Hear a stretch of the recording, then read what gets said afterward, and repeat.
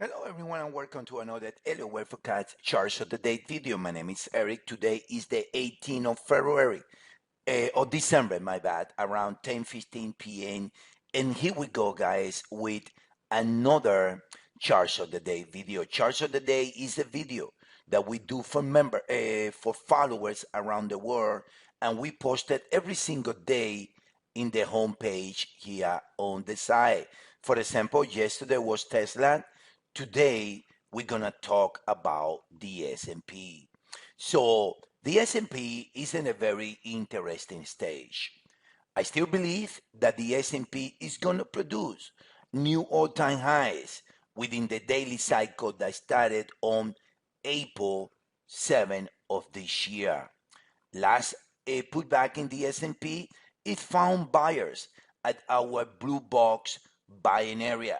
Since then, the S&P has rallied, and now the S&P needs to define which one of the two scenarios in the shortest cycle is gonna be doing. Either we're gonna see new all-time highs from here, or the S&P is gonna rally the next 2 days, then it's gonna drop before the new all-time highs. So the S&P right here, like I say, we still expecting new all-time highs, and a minimum target of the S&P is gonna be within this proposal. Wave 5 and blue is gonna be 7,716, right? 7,016 or 7,016. Now let's downgrade it to the shortest cycle. This is the S&P in 1 hour. This is November the 21st right there. And as you can see from there, the S&P has done 1, 2, 3, 4, and a 5. And then it put back and it went to our high frequency area between 67.52, 67.57, 66.93.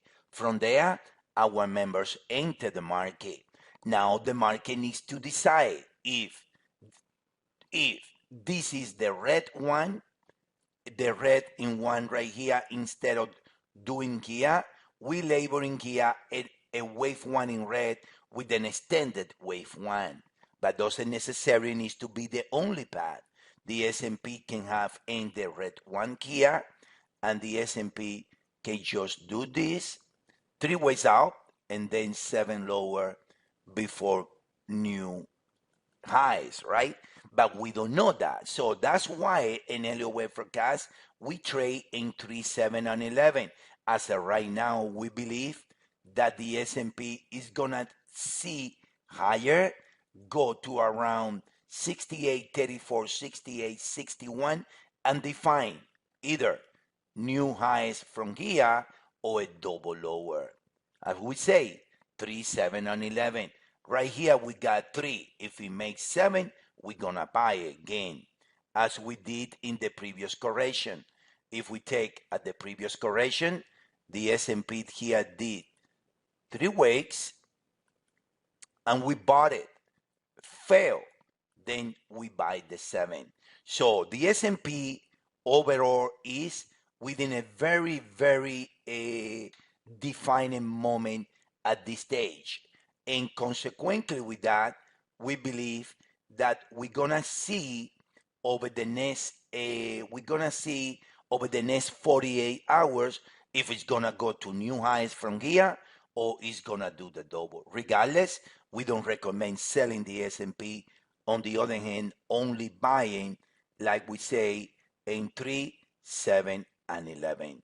That's the video for today, that charts of the day. If you want to know more about our views, our way of trading, join us.